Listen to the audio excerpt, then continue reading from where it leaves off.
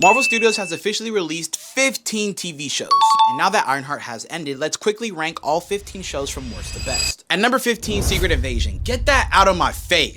This show did irreversible damage to Nick Fury as a character. It had the actors just awful execution, but I have to admit, I did like the reveal with Rhodey being a Skrull since Civil War. At number 14, we have Echo. Now, this show released during Marvel's quantity over quality era, but honestly, it's a solid show. Very heavy on emotions and vengeance, just not as good as the projects above. At number 13, we have She-Hulk. It was entertaining in my opinion, maybe that's just because my bias as a Hulk fan, but I think what drew me away was her belittling Bruce's anger management skills just because she got catcalled, which nobody should have to deal with. That's disgusting behavior. But saying you manage your anger more than Bruce Banner? Like, At number 12, we have What If. Interesting concepts for the episode, just not entertaining. At 11, we have Falcon and the Winter Soldier. Overhated. John Walker had a character arc which was very interesting. This show was a great step up from when Sam took the shield from Steve, and Bucky being upset that he turned it in. Plus, Isaiah Bradley's always a win. At number 10, we have Miss Marvel. Once again, overhated. I feel like people wrote this show off without truly giving it a chance, but like I said about Echo, it's just not better than the projects above. At number 9, we have Agatha All Along. Great from start to finish, each character served their purpose nicely. The singing in this show was awesome, and there was great cinematic techniques used in this series. At number 8, we got your friendly neighborhood Spider-Man, and no, the race swaps and the gender swaps had to do nothing with the characters. They all acted like how they traditionally would. It's a lighthearted show with a major plot twist at the end. I'm really excited to see a story where one of Peter's parents is actually alive. At number 7, we have Daredevil Born Again. It definitely kept the feel of the original Netflix counterpart, and it definitely kept me on my toes as this season's story mixed with the emotions and action was very engaging. At 6th Man of the Year, we have Ironheart. Despite everybody trying to make this show fail, this series was amazing. But despite only having 6 episodes, Ironheart is a very fleshed out show. It's definitely the best depiction of PTSD and guilt in the MCU. Breaking top 5, we got WandaVision. It's the first project in the MCU that took a real spin at its narrative storytelling, and it worked out very well. At number 4, we have Hawkeye. Yes, you heard it right, Hawkeye is top 4. I can't stress enough how good this show is. Where the show succeeded is how grounded the story is, and the message that everybody's actions has consequences. At number 3, we have Moon Knight. Exceptional performance from Oscar Isaac. It's a great example of how childhood trauma can affect someone's life up into adulthood and past. Also, Khonshu was tough. At number 2, we have Loki. Awesome cinematography, great actors and acting, and Loki's sacrifice was beautiful at the end of season 2. And the TVA's existence was pretty interesting to learn about. At number 1, we have X-Men 97.